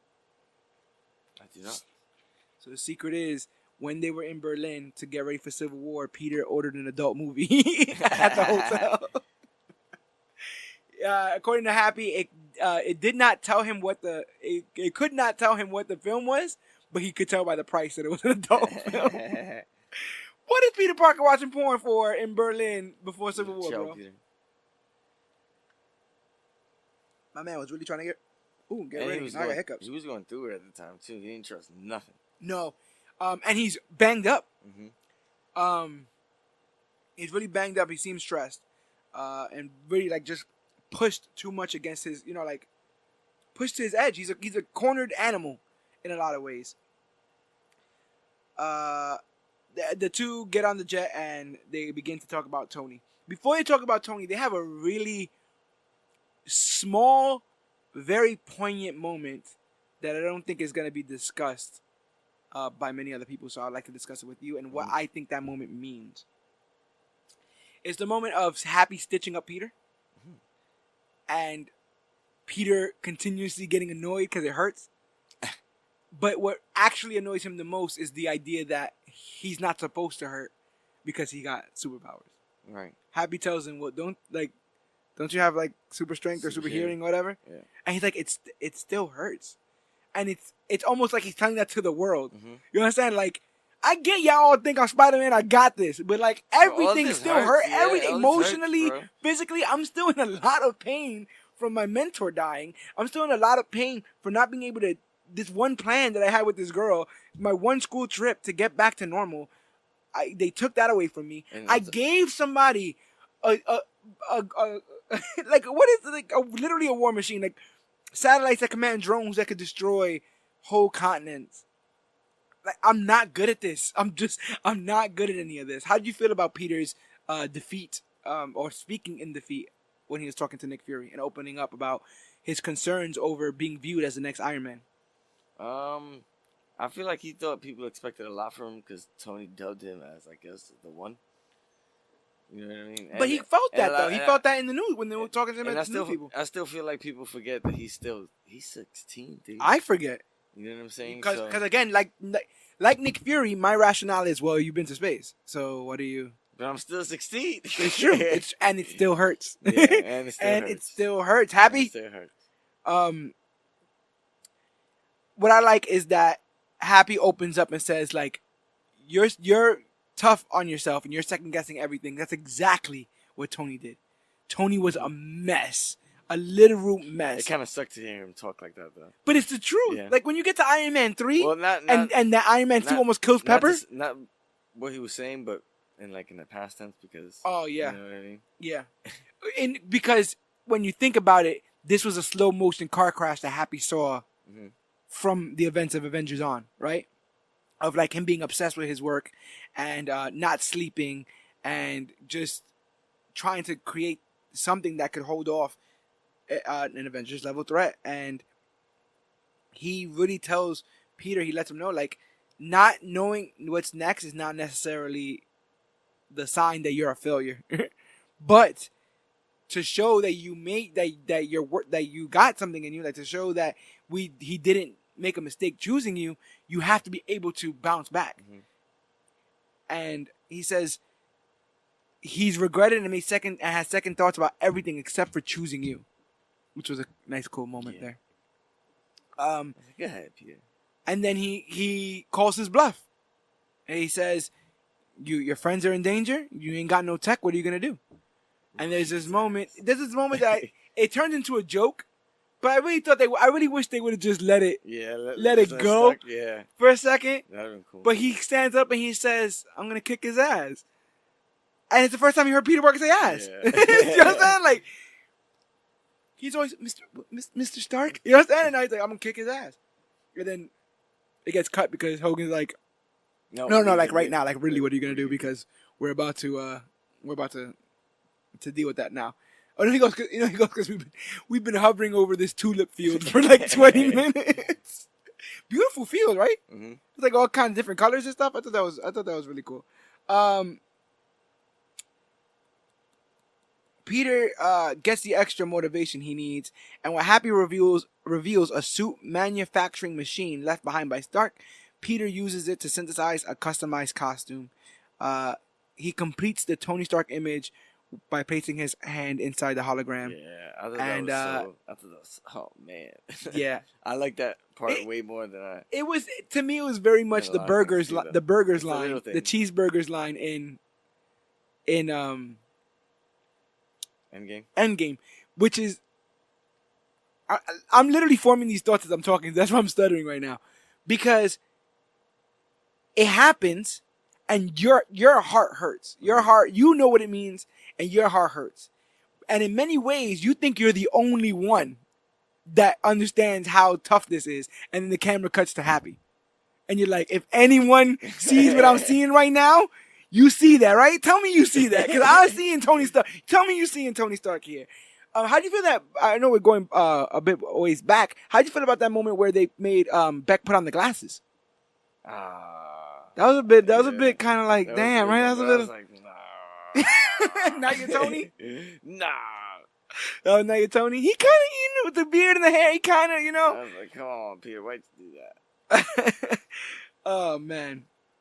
To top it all off, he plays AC/DC's Back in Black. Yeah. Like, which is not only referencing the fact that he's about to wear a red and black suit, but that was one of the songs that Tony would play. And Peter hilariously confuses AC/DC with Led Zeppelin. It's like, I love Led Zeppelin. Like, don't worry about that, kid. In London, Beck orchestrates an elemental fusion, his version of an Avengers level threat, making all the other elementals into one elemental that's attacking the London Bridge, but I think it's called the Tower Bridge now. He's hoping to kill MJ and basically anyone else who knows about it, like Ned, Betty, everyone else who knows about his little secret. Oh, while making it seem like he's about to save the day. Yes. So he's gonna conveniently kill those he needs to kill, including Maria Hill and Nick Fury, who still are on this mission to stop these elementals. They don't know where Peter Parker went, because Peter never got to warn them about Mysterio. And so Mysterio is right there working in cahoots with them again to stop this threat that he's created himself. But the only person that knows that is him and his team and Peter and a couple of high school kids that can't do anything about it. Yeah, Happy does his best to save the children while Spider-Man drops from the jet into the illusion.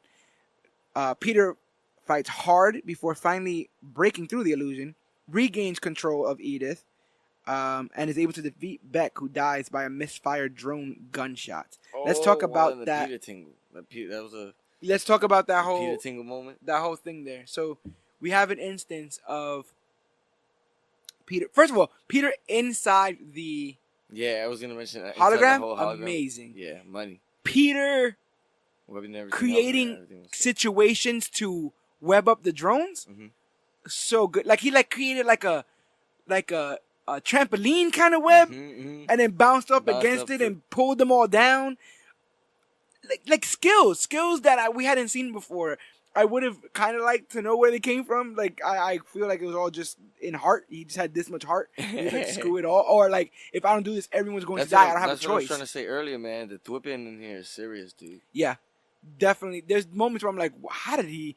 There's a moment I think it's in the trailer as well, where he's in the night monkey costume and he walks up the building and does that the double backflip. I thought that was cool too. Just the way the camera moves and everything, absolutely amazing. They really, really, really turned up the levels of the special effects, the thwipping, all that stuff. I thought it was really kind of cool. Because we've seen Spider-Man fight before. He doesn't really do web stuff. He might throw a punch or two. But I've always wondered what video game Spider-Man would look like. What video game Spidey would look like in the movies. Because, especially if you play the PS4 Spider-Man, you can fight for a half an hour without ever stopping, without ever having to take a drink. You could just literally bounce off bodies from person to person to person to person. And so that's what he did with the drones. And I thought that there was a lot of callbacks when they showing all the suits. You see the PS4 Spider-Man suit. At the end, he does like the selfie, the Spidey selfie with the web hand, the web salute, I guess you can call it, which I thought was definitely a callback to that. But yeah, they fight on the bridge, and Peter's able to disable the illusion, but Beck's like, screw it, I'm going to disable it anyway. And his people are like, what are you talking about? He's like, no, just don't worry about it. Just disable the whole thing. And he tries to get the drones to attack Peter while Peter's trying to grab Edith. And there's this moment where we're thrown right back in to the holograms again. And I think me, you, anyone in the theater, and Peter in general were all like, like, what? No, like we can't go back into this black hole of being tricked. And instead, Peter takes a deep breath, hones in on his spider sense, and attacks all these drones. And all we see is the attacks from each muzzle flash. It's pitch black except for when the drone explodes or the drone shoots. And that's when you see flashes of Spider-Man jumping around and attacking these things, smashing them into each other. That was so great, man. So cool, so fluid. I really, really, really dug that. Spidey sense action. No, I really dug that. I really thought that was amazing. But yeah, he wants the drones to all attack Peter, but they were scared that Beck being in the kill zone might get hit. And he said, screw me being in the kill zone. And because of that, he does actually get shot. And so you get a moment where Peter is standing over Beck as Beck is like, you know what, here, take the glasses, it's whatever. And then, the Peter tingle causes Spider-Man to stop a bullet inches away from his head. Inches. I cannot stress this enough, people. Quentin Beck, with no powers and nothing, who's supposedly maybe not that bad of a guy, was going to point blank shoot a 16-year-old hero in the head with a handgun. With no qualms, no worries, but like a badass. And that's how they played that scene. Like a badass. He grabbed it up, punched him out, and you know, he succumbed to his injuries. I like the shot that they paused for a little bit while he was holding him. Yeah.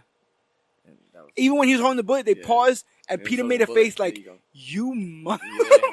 Like really? Like this is the last thing you're going. Like this how you trying to go out? Alright. Really, really cool stuff. We really he really in that moment when he grabbed the bullet, that felt like we back. You know, we have a nice little moment of Peter and MJ meeting on the bridge. And the Black Dahlia necklace is broken, sadly, but she likes it broken anyway. And they confess to liking each other.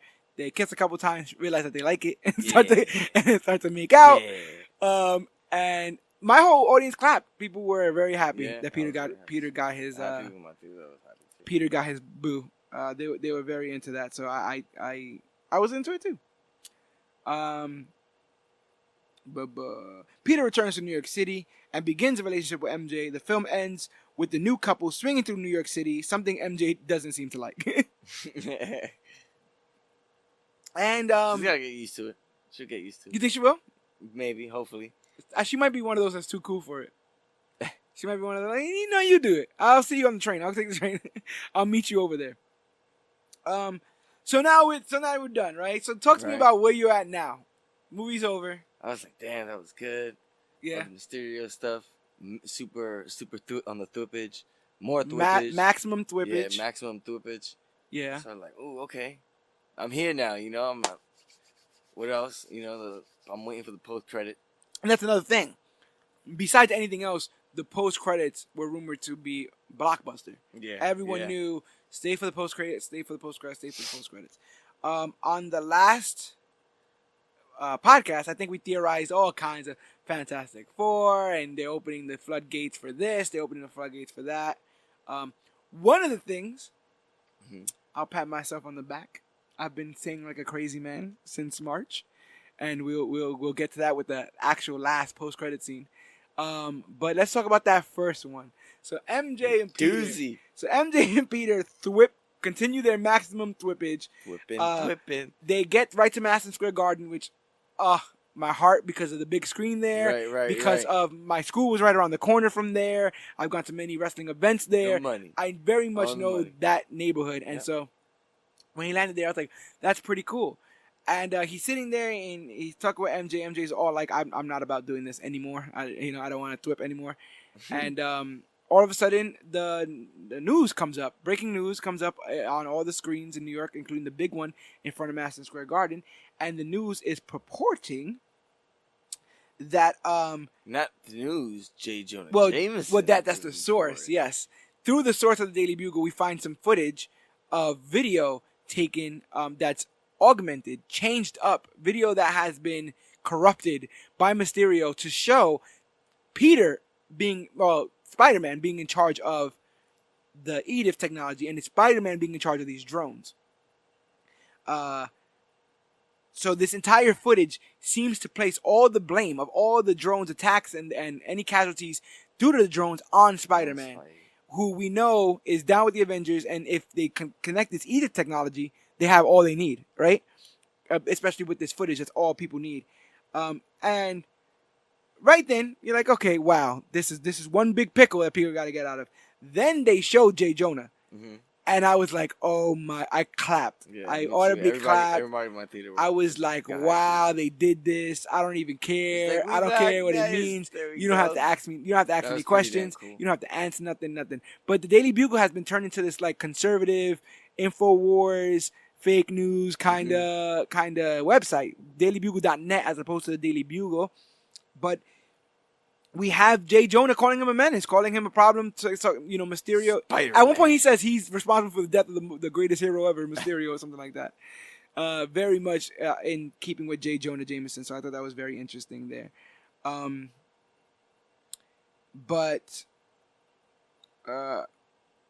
We see the footage of the death, and then, like I said, when you think, oh, that's over, Beck's like, oh. And his secret identity is, and it cuts out. Yeah, it cuts out. So I'm like, okay, like, yes, we good, we out, right? I'm standing up. I'm looking at everybody like we good. Everybody ready to leave, and then he goes, his name is Peter Parker. And they show his face, and then Peter says, which is the same thing that got said when May found out who he was, and man, that was crazy, bro. Man, they did a good job going to great lengths to show that how important his secret identity was to him, so that we can get to this point here, you know? Mm-hmm. Because if he was all willy-nilly with his mask off and then this happened, he's like, what do you really care about people? Like, who doesn't know at this point? But in this instance, he's going to be a wanted man. Everybody knows. We'll talk more deep in depth with that, but let's get through this entire film by finishing off with the last post-credit scene. We see Maria Hill and Nick Fury driving down the road, and they are revealed to be Talos and Soren, the Skrull couple from Captain Marvel.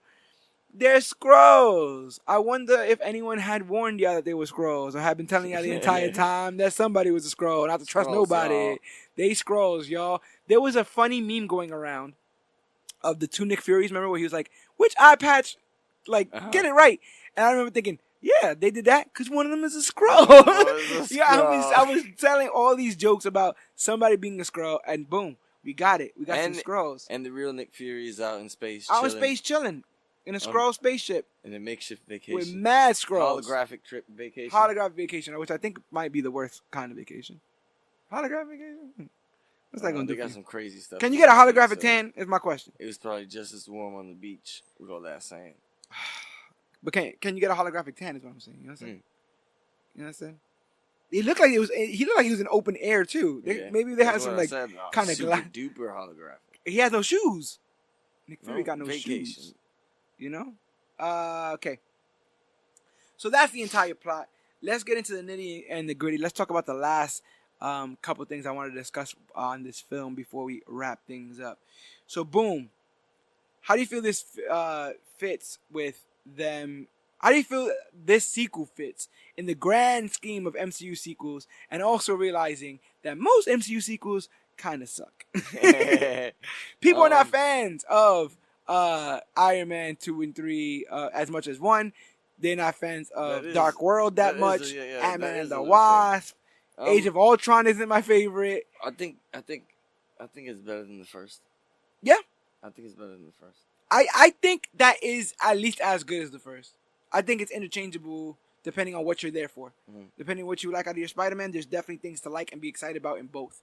You never put on an MCU movie and you're like, I'm only really excited for this moment, so I gotta watch the rest until I get to there. I feel like these are kind of chock full.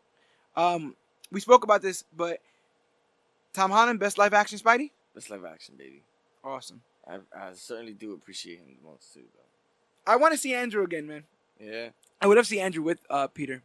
But I'm willing to stick with Tom Holland. Again, nothing against him. But I want to see adult veteran Spider-Man. Yeah, I do too. And if he can be there and get That's that. what I'm saying. I hope they eventually get there. Dude. Because the most poetic justice is for him to be the Tony to Miles. Mm-hmm. And if we can get him to a point where we're like, wow, I remember when he was like Miles. And he was like, I want to do it all. And he was like, listen, kid, you don't know what you're talking about. Definitely want to do that there. Do you think they get all the way with it? Do you think we get Parker Industries? Do you think we get the Tony Stark-esque Peter Parker? That's what I'm saying. Like we can go to a bunch of places, dude. He's 16. I hope Sony doesn't try to get greedy. Try to yank him. Yeah, with all the Spider money. I heard some scuttlebutt that if it doesn't make $1 billion, they get to bring him back. What? I don't think that that's true. And even if it is, like I said, it made $500 million in a week. So I think they're gonna be alright. Yeah. I hope he sticks around just for that.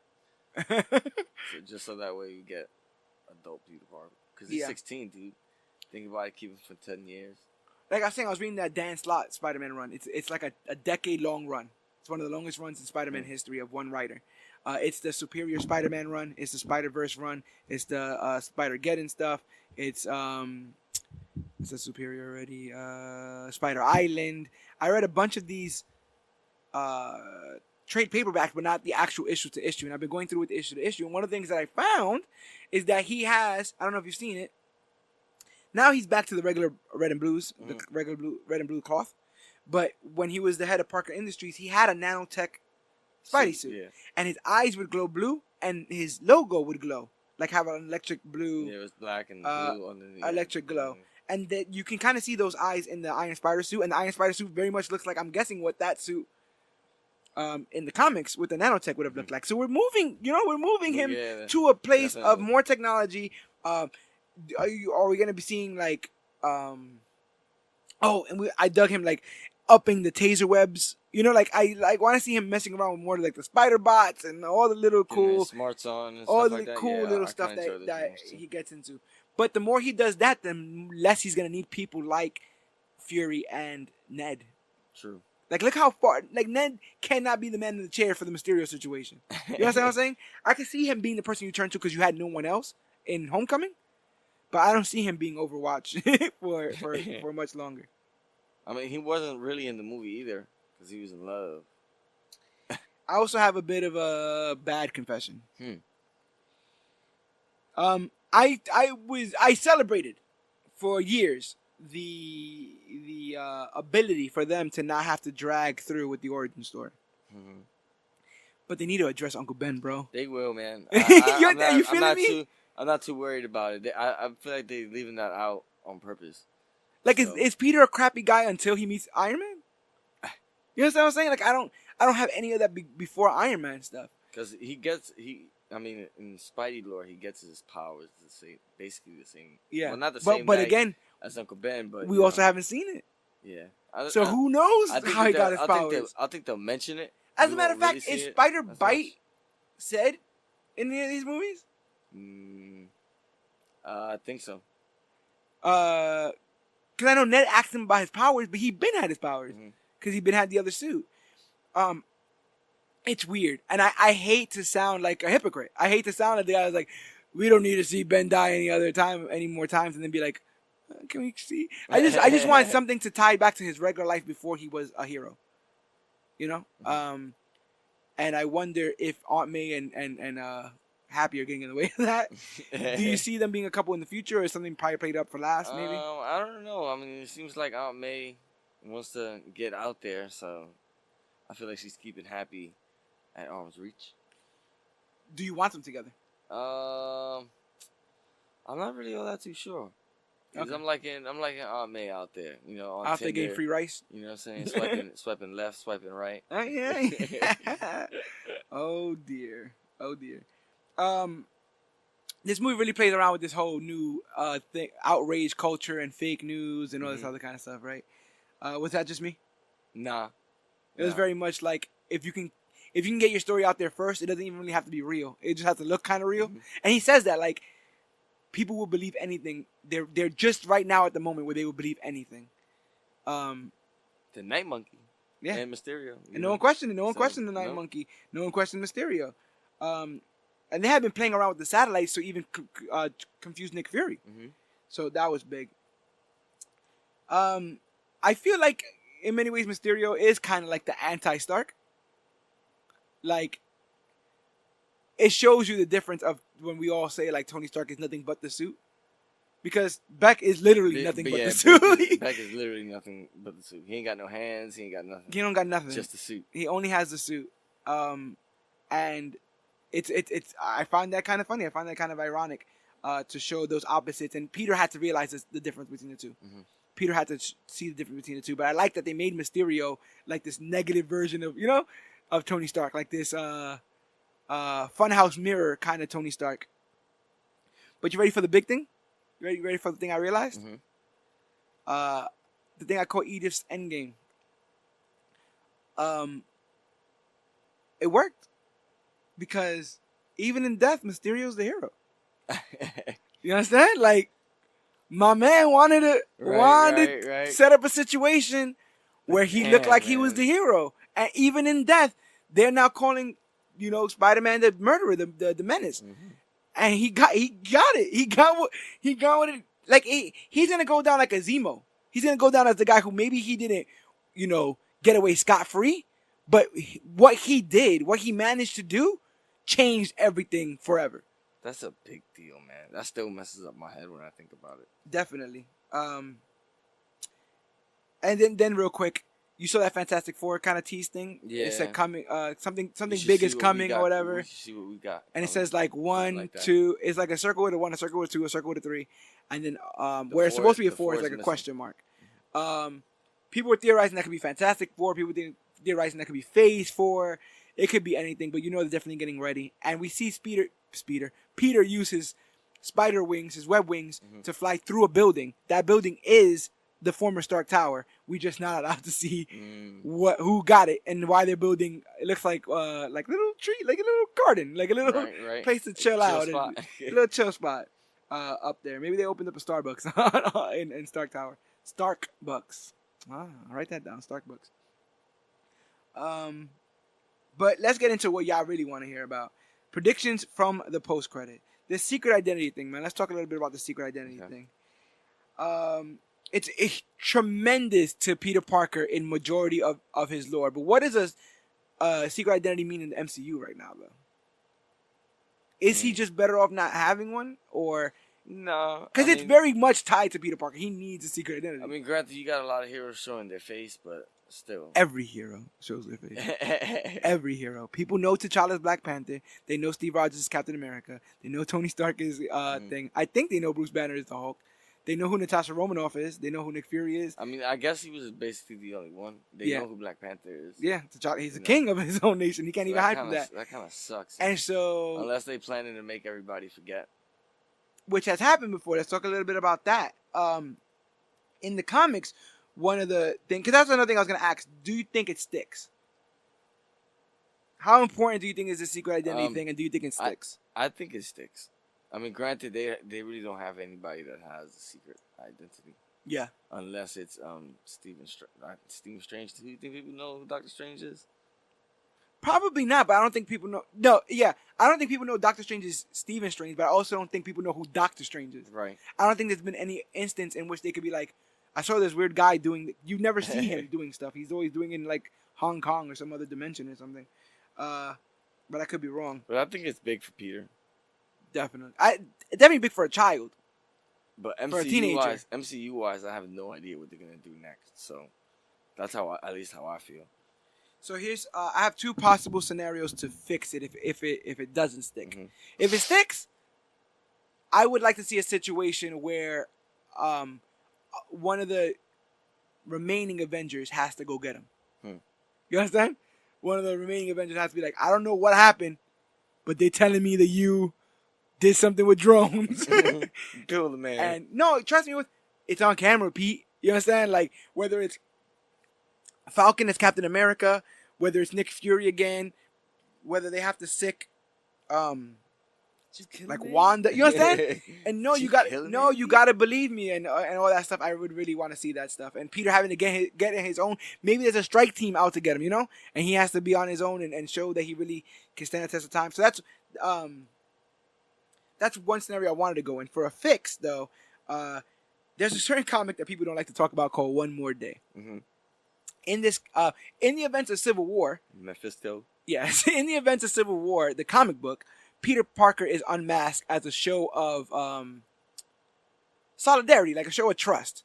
Like, listen, people, I'm Spider-Man. I'm all for the Registration Act, and if you want proof, here, takes off his mask. I'm Peter Parker. Peter Parker. Through those events, even though he ends up siding with Captain America anyway, everyone knows that Peter Parker's Spider-Man, and so Aunt May gets shot. Mm-hmm.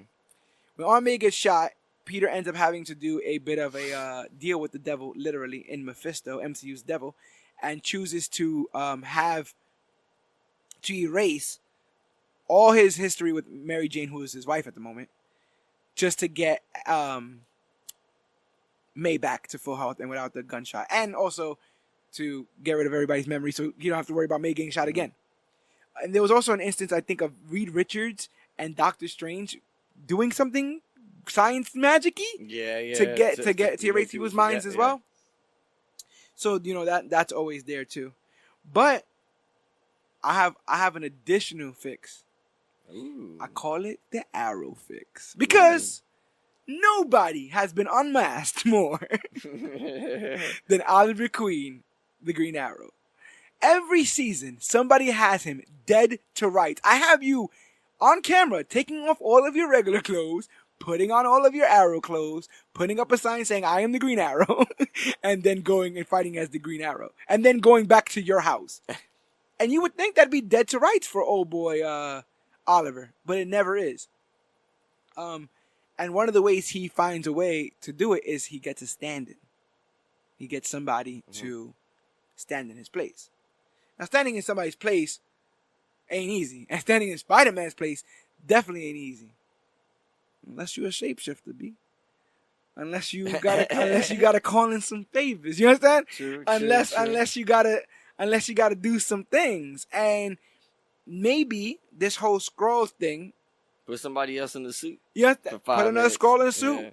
And then Peter just showed, hey, what are you talking? Like, he's right here. Like, what are you talking? Same height and everything. Yeah, you're right. We do kind of have the same build, but that's not me. But they probably would want to unmask him anyway.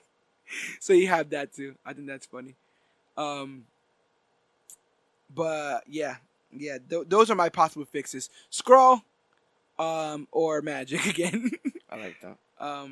But yeah, let's talk about those scrolls before we finish this up. Nick Fury and Maria Hill. There's a big question going around, and I'm very interested in your take on it. It's something that most people didn't even think about. Is there a Maria Hill? Does Maria Hill exist?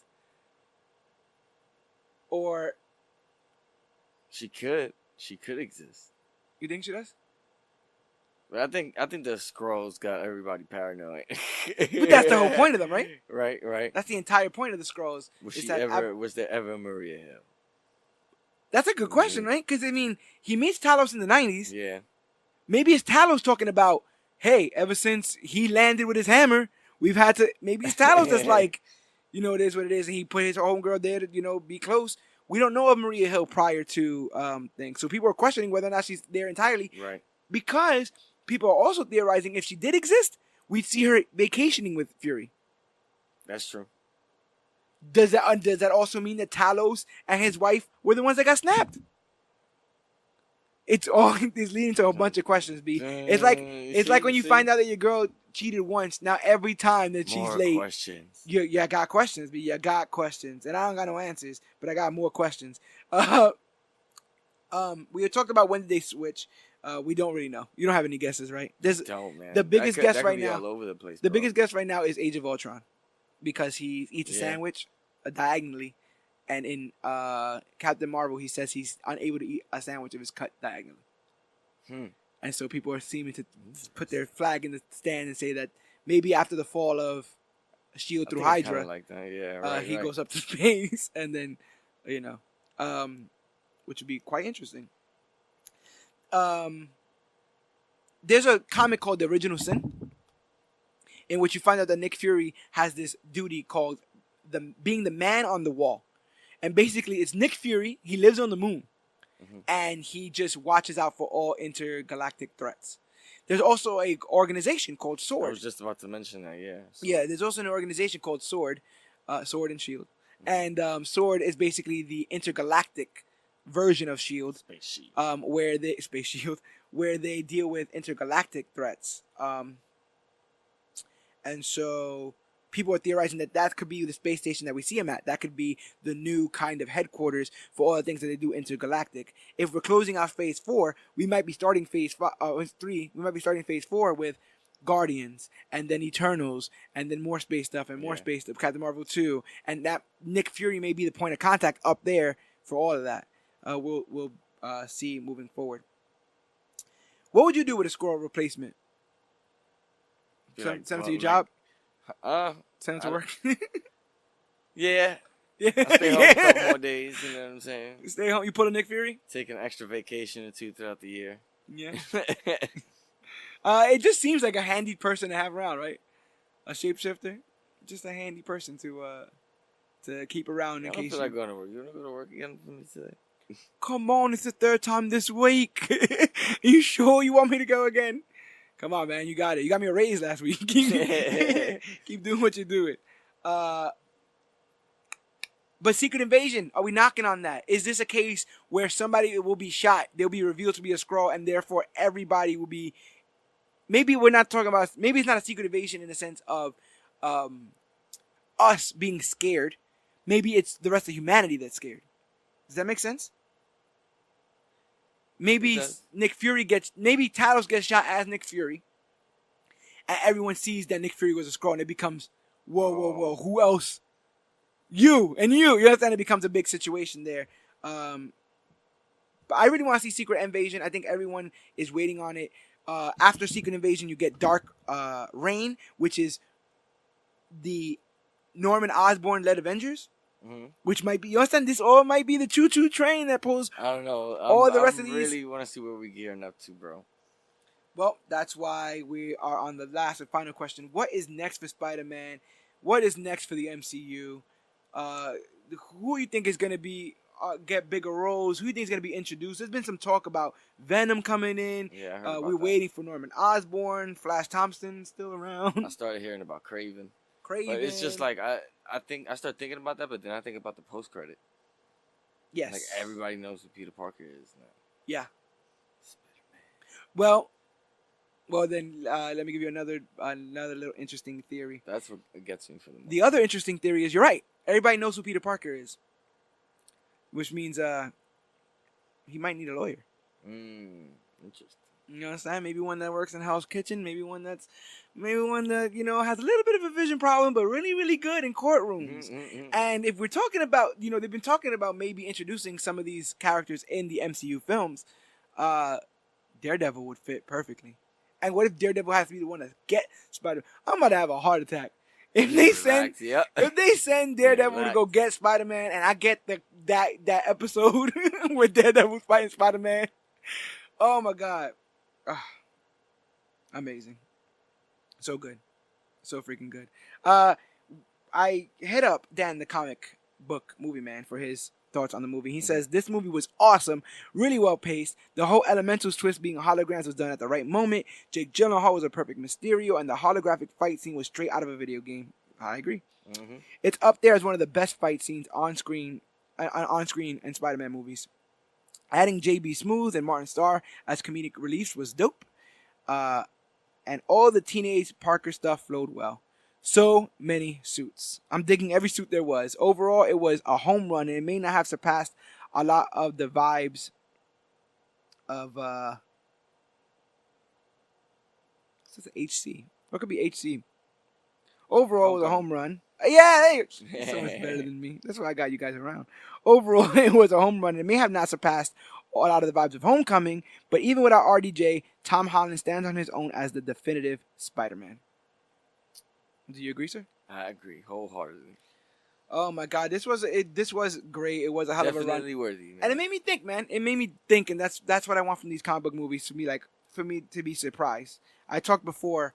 I think I said it in the Doom Patrol review, but it's like we see so much of this, we inhale so much of this that if you're able to surprise me, then you got me. And with that J. Jonah, the scroll, even when I was calling it, the scroll twist, all that stuff, man, so good. And exactly what we needed. Exactly what we need to starting a whole new set of videos, right? On YouTube and podcasts and all that stuff. A whole new set of speculation that will be going down. And if you want to be a part of our speculation going down, first of all, thank you for listening to this episode. I don't know how you found it, but I'm glad you found us. If you didn't find us by being a subscriber, go ahead and do that now, especially if you've gotten this far. I'm thinking you might be liking this. So if you want to be a part of this every week, we drop episodes every Wednesday as part of the Major Issues Podcast. And if you want to find us, go to any podcast app, type in Major Issues Podcast. And if you don't want to do that, go to Google and type in Major Issues Podcast. We're the first ones that pop right up. We're available on Stitcher, Podbean, Podcast Addict, the Apple Podcast app, YouTube. We're on there. We're on TuneFind. We're on Spotify. We're on Google Play. Wherever podcasts are found, I'm telling you, you can literally just Google Major Issues Podcast, and we will be the first result. And we are the latest and greatest things to come to comic books and comic book media. So I like being that. I started doing a new thing where I'm shouting out some of our followers on Podbean. People who are actually being annoyed. I hope they're not being annoyed. They're being alerted at the very second that an episode drops. So they'll be alerted at the very second that this episode drops today. So I want to give a big thanks to Styles the Talent, Weird Science DC Comics, D. Garrett PSU, Not Who You Think 3, I like that one, and Comic Guy 6. Thank you guys for following us. We give a little bit of followers. I'm getting a little bit more and more followers. After every episode, we're growing exponentially, which is good because I said I've been to the future, and we really do become the latest and greatest thing to come to comic books and comic book media. But I can't tell people how we do it. All I could do is say get on the bandwagon before it gets filled up, because it is. We are growing across all of our social media platforms, which is on Facebook.com/comicbookclick, Instagram at comicbookclick. Or you can use the hashtag ComicBookClick to talk about the newest, hottest, latest, and greatest things to come to comic books and comic book media. You can go to Twitter at Major Issue CBC, where we're constantly posting memes, news about the podcast, breaking casting news, or just industry news altogether. But some of the most hilarious memes dealing with comic books that you've seen this side of, any side. And so go ahead, like us, share, subscribe, become our friends. The conversation is open. I've always wanted this open kind of conversation between us and the fans, and I'm really digging the interactions that I'm getting with some of you guys. It has been definitely worth it, and it's been one of the best parts of this entire journey here, honestly. So I want to thank you guys for really killing it out there as fans. If there's one thing you want to do, if you want to do us a little favor, something nice for the summer, please rate and review us on iTunes. It's the quickest way for us to learn how to grow as podcasters and find out what you guys like and what you don't like, what we should be doing more of and probably less of. And we're really trying to give you guys the best possible product, but we don't know what works and what don't until you guys let us know. So go ahead and let us know that way. Wow. I'm still in awe with this film, but I'm very glad to have discussed it here and discussed it with our Clique members out there and discussed it with you, Claudius Maximus. Yeah. Because my name is George Serrano, a.k.a. The Don. I am your Claudius Maximus. And this has been our fireman, our Spider-Man, Far From Home. Thwip, recap and review. And remember, regardless of whether or not you're in love with another man's aunt and don't want to secretly tell her, regardless if you become from the man in the chair to a man who's grown up because he's found true love, whether you believe everything you see, whether you're the hero no one wants to listen to without lasers or a cape, or whether you are truly the definitive Spider-Man. Remember, we are the Clique, and you, yes, you, are worthy.